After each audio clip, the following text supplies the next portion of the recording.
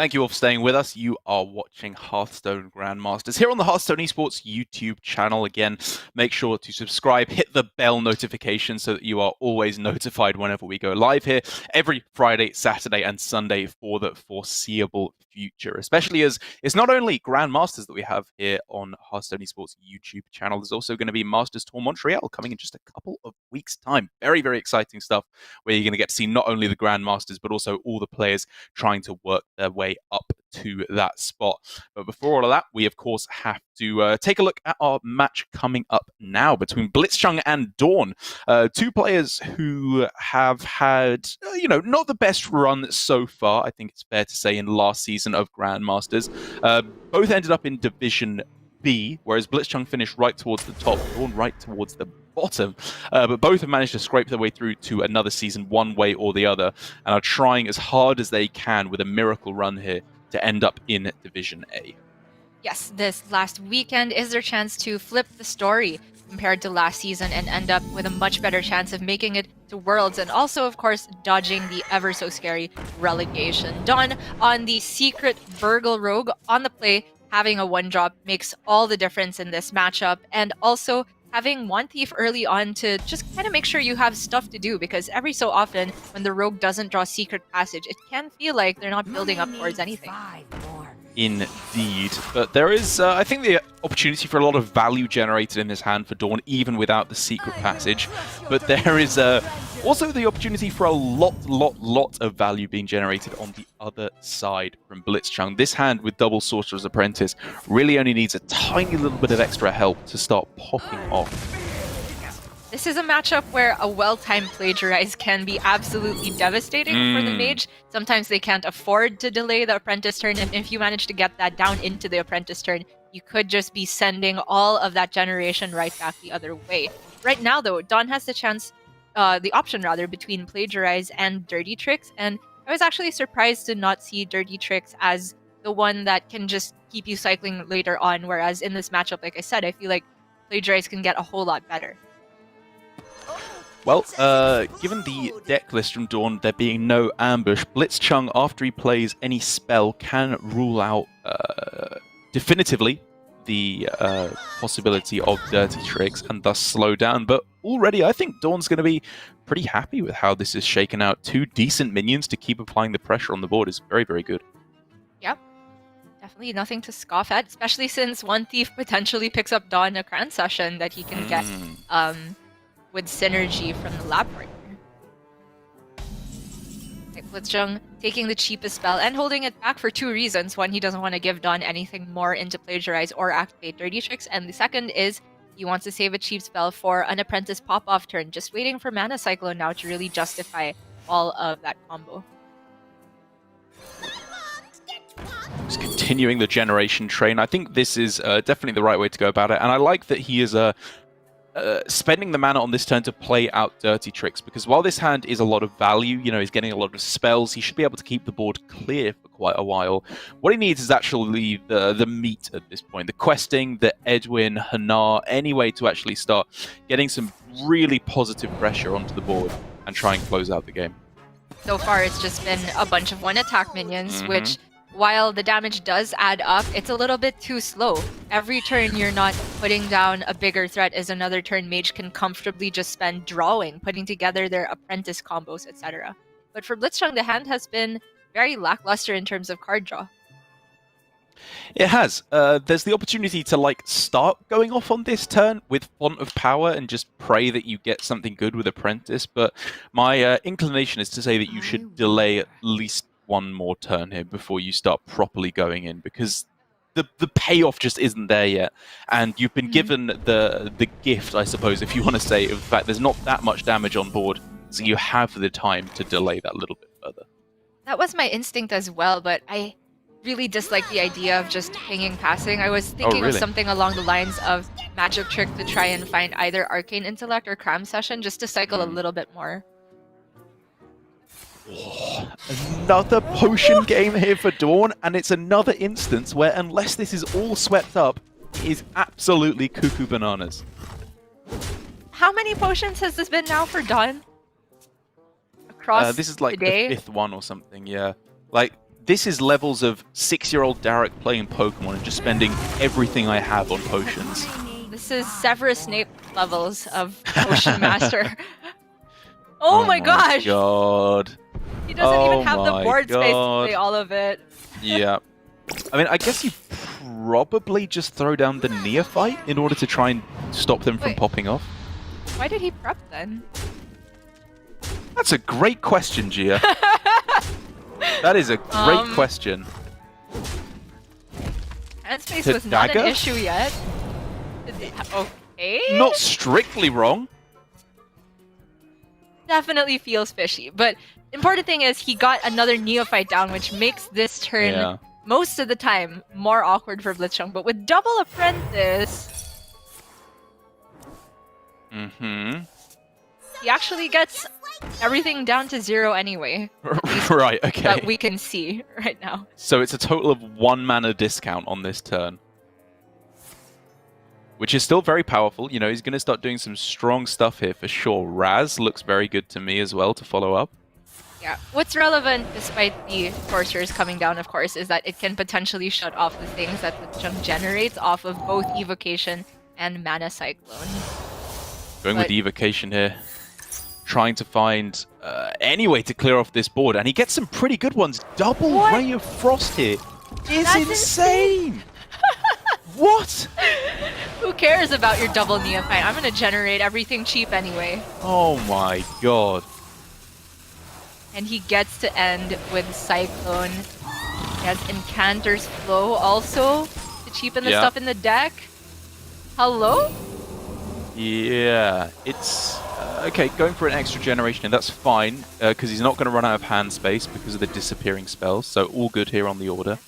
And while it looks insane, though, it's not immediately helping Blitzchung's health total, which is in severe danger now that there's so many Wand Thieves that can pick up Frostballs, Fireballs. He didn't play a secret. That is a side quest in play. And there's also this lab partner in hand for spell damage. DawN has a lot of shots at lethal right now.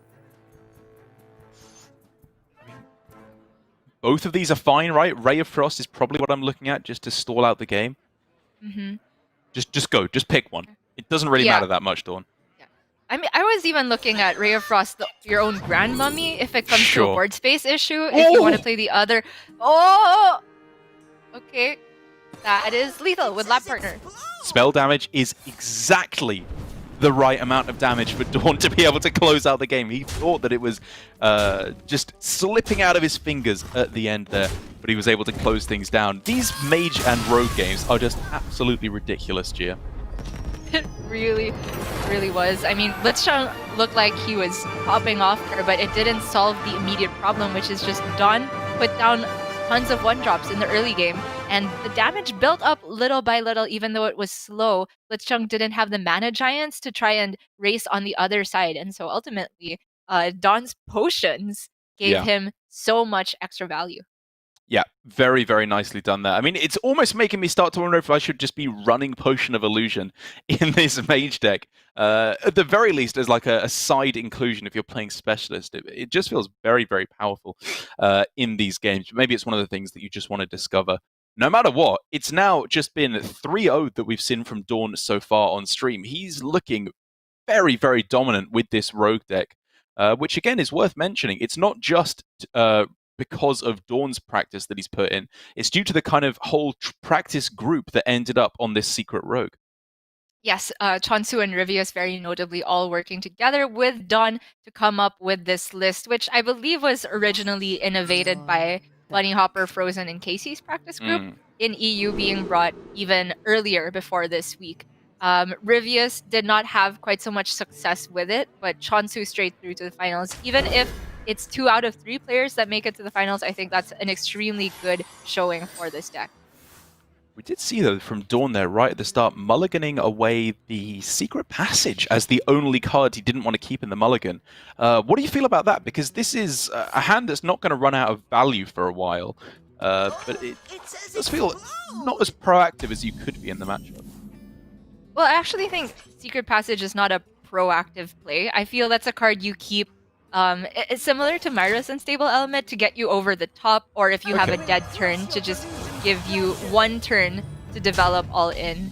I can see the reasoning behind keeping Secret Passage if you already have an early curve, but I also don't fault DawN for just trying to go a little bit more all in for Edwin immediately and questing Adventure perhaps.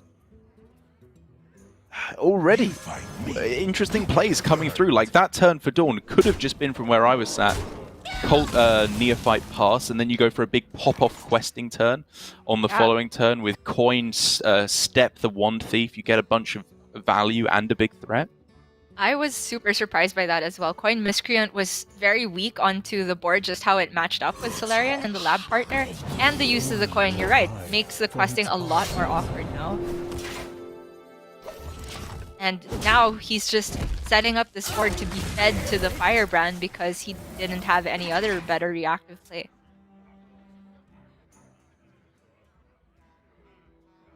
That said, the only activation for the Firebrand is Evocation, which is, not terrible for Blitzchung. Even if you get one spell off of it, I think it's worth. One playable, that is. Yeah, I mean, just a secret anything here at all. I think it's a really good recognition that you don't have to be super greedy most of the time with these evocations. Not a great secret, but it's something that DawN will have to account for. Maybe it throws him off playing a spell because he's scared of counterspell. But that is such a high-value collection of cards that just hurts me to see get thrown away. But you're right. Yeah. In the grand scheme of things, you can't get too greedy with evocation sometimes. So now is when things get really interesting, because DawN has the opportunity to go for max tempo this turn with questing Titanic, Step Titanic, and then get a huge minion on the board. But I think what he's very possibly leading up to here is actually trying to go questing while stepping the Neophyte on the same turn to deny any reactivity from Blitzchung. It could be that. I also think that he was just testing for secrets this turn because Mirror Entity was also possibly threatening if you go for a questing turn and you don't end up with an answer to it. And then there was also Counterspell that could have sniped away the Shadow Step. Now he has knowledge that it's neither of those, nor Spellbender. Oh wait, it could still be Spellbender because he tested with a secret, my bad. Yeah, I mean, it's pretty bad news all around, actually, for DawN. This Raz is far behind. Very difficult to deal with, so much so that he's just digging with the secret passage to try and find an answer. Yeah, I think this is one of those situations where you stunner or you lose, or find a dead win, but this is air that he's drawing. Yeah. I mean, he can play all of it.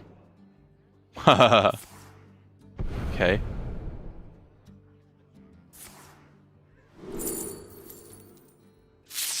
That's a nice. Ooh.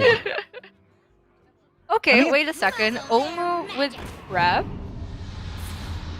Yeah, that's pretty good, I guess. Free Omu? I mean, I was looking at everything there. I was even looking at Star Student Selena just to discard a card from Blitzchung's hand. Like, if you can get rid of a key card, it could be game-winning in its own right. Yeah. Oh, but it wouldn't have been outcastable for a long time. Yeah. The tough thing is that DawN didn't develop a board that turn. It's just immediately dead to Raz and Lab Partner. And the problem remains, and now there's a Mana Giant compounding on it. The fact that he did not pick up the Stunner makes all the difference here. And I think it becomes very apparent if we look at this hand in retrospect. You know, again, hindsight is 20/20, obviously. But this is a hand that started with Questing and Shadow Step, and on turn 6 has played neither of them. Like, I think all three starting cards in the hand of Shadow Step, Neophyte, and Questing stayed in there till right at the end.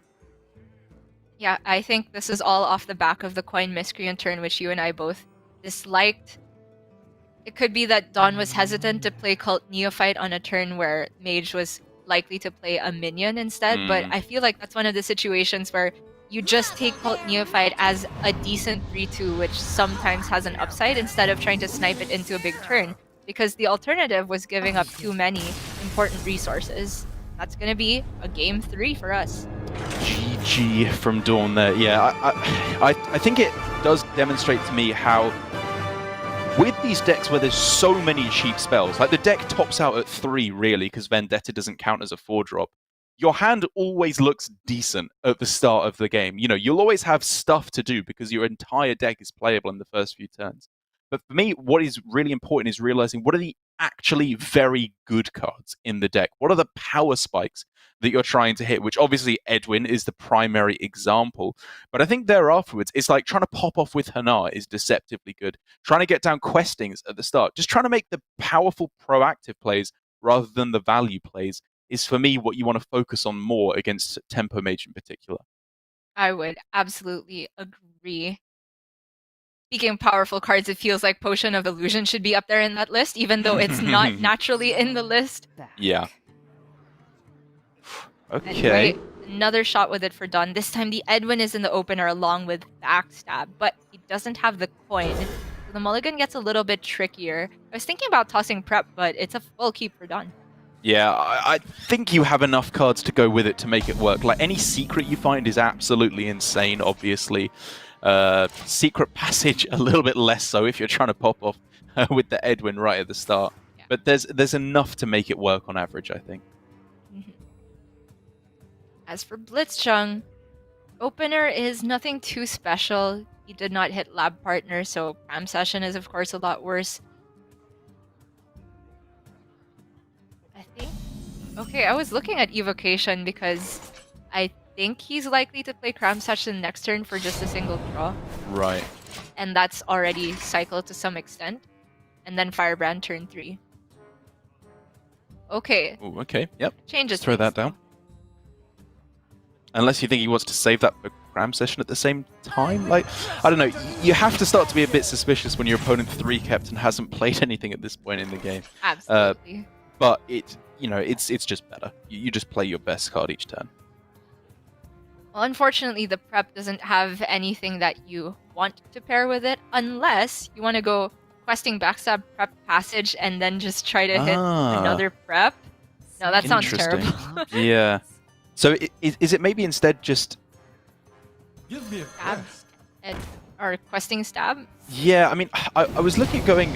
Even though you would rather go questing Stab on this turn, because it has the potential to grow, obviously, on following turns, I was looking at going Backstab Edwin, because like you said, on the following turn, being able to go questing Prep Passage is pretty powerful.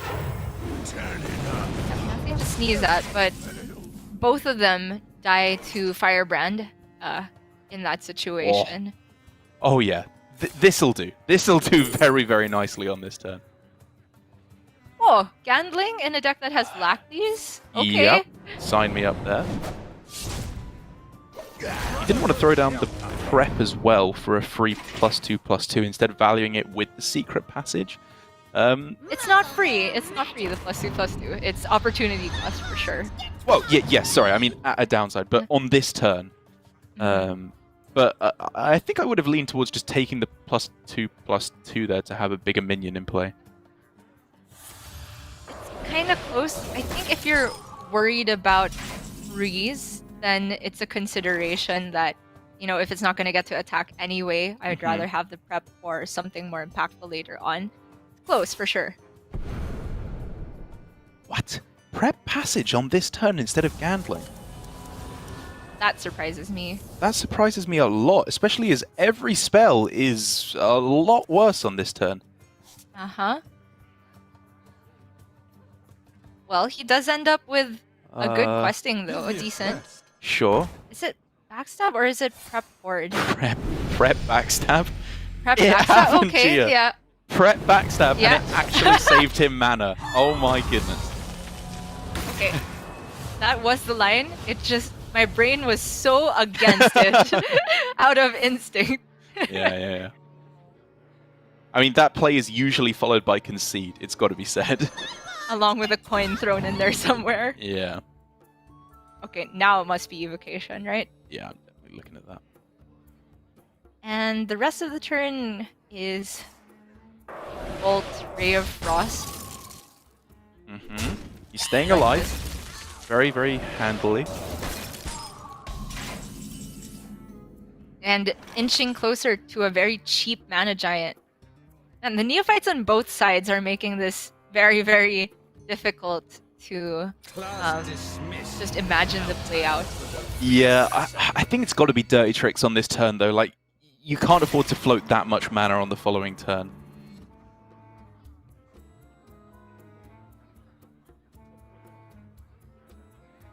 Oh man, does it start with Evocation even? Just because you can feasibly get Mana Giant down alongside a spell with that? Yeah, that's true. You can play like a couple of 2-mana spells as well, I think, and still make it work.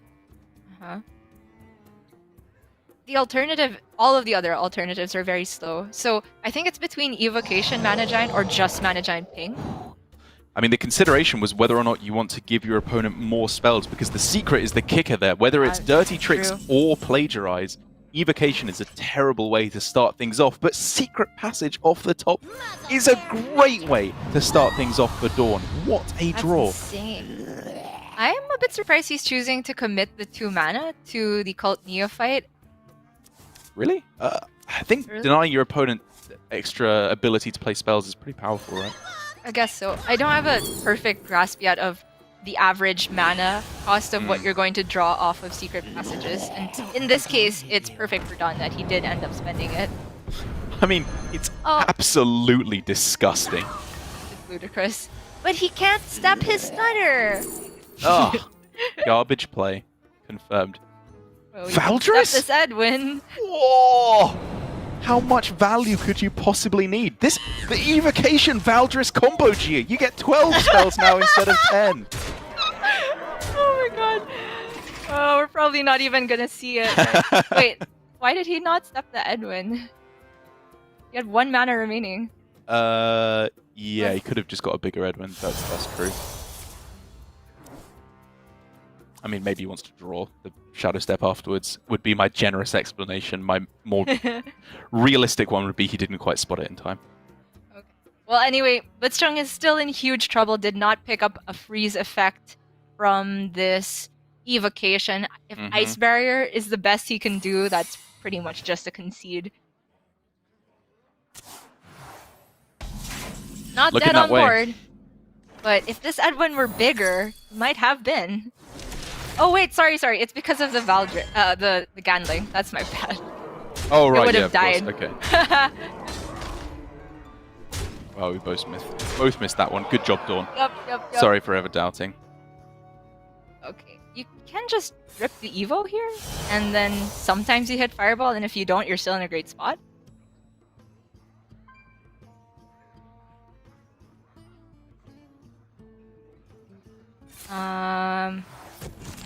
Sure. Another shot at Fireball, doesn't get it. So now you probably just cast the draw cards. That actually has synergy.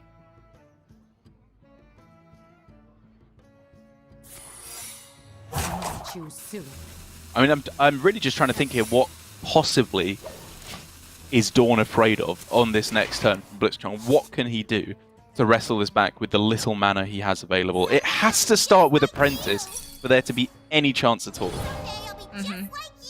Well, it's the eternal quote-unquote out we keep talking about of generate freeze into generate freeze into generate box into play box. But to be fair, a Nova here coupled with Mana Giant is potentially very problematic for DawN. But because he played Plagiarize, if there is a freeze coming down from Blitzchung, DawN will get it back.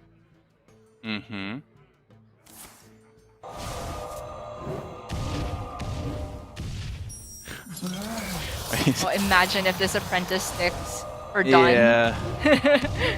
And all these spells come back.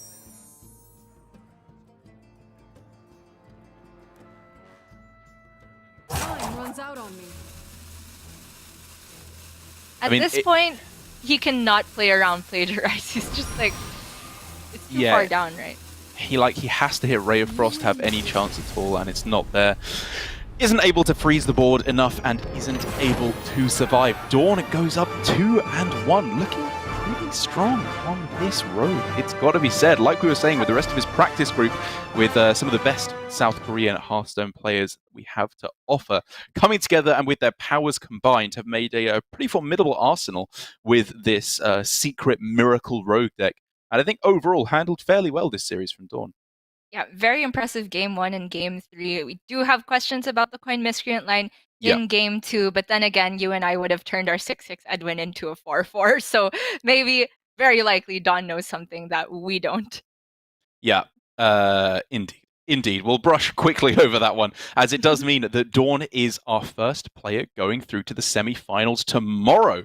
A great turnaround for him. He still has the potential now. The dream is alive for him to go all the way through to the finals and try and qualify through to Division A, which would be such a breath of relief for him after slugging his way through Division B last time. And I know I'm supposed to say slogging there is the word, but slugging is, I think, actually a more accurate description of how DawN did perform in Division B last series. It was not the one for him last season, but now he has the chance to turn things around. As I said, what happened in Season 1 stays in Season 1, and if he can redeem himself with a good performance today and tomorrow, I will have nothing but good things to say about DawN, our player from Cloud9. But now the rest of the day is, of course, going to be devoted to finding out who our second player going through to the semi-finals will be.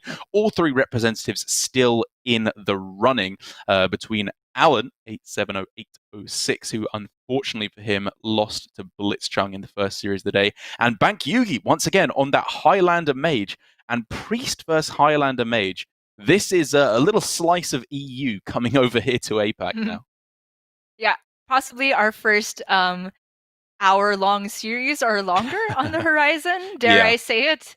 But if we have only one of those per day, I think it is completely reasonable. Alan and Bank Yugi, this is a matchup that we tested quite a bit, particularly me versus Sottle, on Bank Yugi's list in particular, which I feel the tertiary is super strong against Priest. Right, so Bank Yugi has gone for a very different build of the deck in terms of counteracting Priest. The base build of the deck is pretty standard in terms of just Highlander Mage stuff. Most of the usual cards you're expecting are knocking about in there. But if we compare Bank Yugi to Yala as the other player who is most well known this week for bringing Highlander Mage, they've gone with very different routes here. The Khadgar, Cairn, and Antonidas, it's pretty old school. But like you were saying, against Priest, it's really the Antonidas that I think is the kicker in terms of making this matchup favorable. And the Cairn is no slouch either. I think every time I've played this early on against Sottle on the Priest, it's been extremely problematic. They have an answer, quote unquote, in the Cabal Acolyte and Wave of Apathy, but if it's not exactly that, Cairn has just eternally been a problem minion for Priest to deal with. It's kind of an old school approach. Two of the classic legendaries coming in there for Bank Yugi. But of course, before we even get to the tertiaries, we have to see how the primary decks line up against each other. Indeed. And so, in terms of how we're overall expecting this matchup to go, it's reasonable to assume, given that both of these decks are fairly slow, that this would be just a value kind of fatigue grind. Is that your experience in the matchup, or is there a slightly more aggressive slant going on here for either of the decks? Yeah, I don't think a single time that we tested this did fatigue actually come into play. Of course, that was me on the tertiary, not on the primary. But I feel that Mage has so much potential to curve out and put threats in the mid game that Priest either comes back with an answer, and that means Mage is out of resources and Priest can eventually kill them, or the Priest doesn't have an answer and Mage gets there either with just the minion pressure or the generated spells to go over the top. I definitely think that it's more of a board-based matchup these days. Definitely feels that way, doesn't it? Which is where I think Mage can start to struggle, because Mage is a class that, especially as you're in turns like 6 through 10 specifically, you're playing out your one biggest threat each turn, the vast majority of the time. That's just how you try and pressure out the Priest. And while Mage can be kind of very powerful a lot of the time, but a little bit slow, a little bit predictable and clunky because of that, that is where I think Priest can start to work its magic, do those sneaky little tricks that we all know and hate Priest for at this point. Obviously talking about Cabal Acolyte to steal one of the minions, Cabal Shadow Priest to steal one of the minions. Shadow Word Death can be huge amounts of tempo gained if it kills off one big minion like an Alex Straza at a later point in the game. So while I think in terms of the the raw power of the decks, Mage has a little bit more punch to it. Priest, if played correctly, can definitely turn that strength against it, which is why I think it's, and I can't believe I'm about to say this, such an interesting deck at the moment in this Highlander Priest. And I like how you mentioned turn its own strength against it, because when you're a Highlander deck that copies cards from an opposing Highlander deck, there are some very, very good outcomes available. Sometimes Priest can steal the Reno, sometimes Yeah. they can steal the Zephrys or the Alexstrasza, and the value game, I feel Priest has a lot to offer. It just matters of whether they can get it down soon enough, because I think that Mage's card draw is a lot more consistent. Indeed. We also have to consider the tertiary decks for Alan, who in his tertiary deck has the ability to swap out for what is primarily, I think, the anti-priest mirror list, where he has Psychic Conjurer, Thoughtsteal, Volpera Scoundrel, Shadowed Ruin, and Headmaster Kel'Thuzad. Basically, a whole bunch of value slotted in there with a bit of extra removal. And I'd have to imagine it kind of functions pretty well as a kind of accidental crossfire up against Mage, where all of these cards to me feel pretty powerful. Like you were saying, having the ability to copy more cards from the Mage deck sounds pretty powerful. Yes, I just have a couple questions about removing Cobalt Spellkin for the value-based Okay. matchup, because I feel that card is high value in and of itself. But I definitely don't mind, of course, getting rid of Breath of the Infinite, Wretched Tutor, Convincing Infiltrator. The one that might stand out at first glance is removing Mindrender Illusia Mm. for the value-based matchup, and mainly the Priest Mirror. And luckily, Subtle did get the chance to talk to Alan about this, and he did explain that this tertiary deck is built for the mirror, and we conjecture that Illusia, a lot of the time against Mage, is not actually allowing you to play the best cards that you steal from that turn, because the best cards are Power of Creation, Deep Freeze, etc., which all cost more than you can play with the 3 mana already spent on Illusia herself. Yeah, I think a lot of the time the way that Elutia is going to be used in this matchup is to give your opponent a bad hand rather than to necessarily steal their good hand. Or, of course, after they play Dragon Queen Alexstrasza, they'll have one mana dragon left over usually, and you can then play that one out potentially. There are applications, if you're clever with Mindrender Elutia, you can definitely make it work. But for Alan in particular, today, Elutia has not been giving him the goods in terms of the cards and the board states that he wanted to try and maneuver for himself over the course of the game.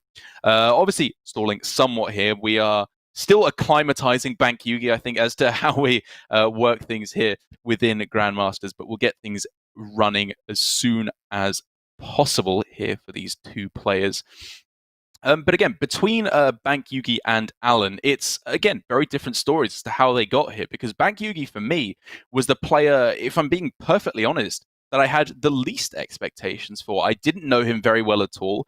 Thailand is not necessarily especially well known as a dominant country within Hearthstone. And generally, I find that means that the practice groups are not necessarily as well embedded, and there's not the same infrastructure that you need to perform well. But I am very happy to say that I have been proven wrong with what Bank Yugi has been showing us so far. Very, very impressed with his gameplay. Whereas Alan, on the other side, it's kind of an opposite story. We had high expectations, and so far he just hasn't really been winning.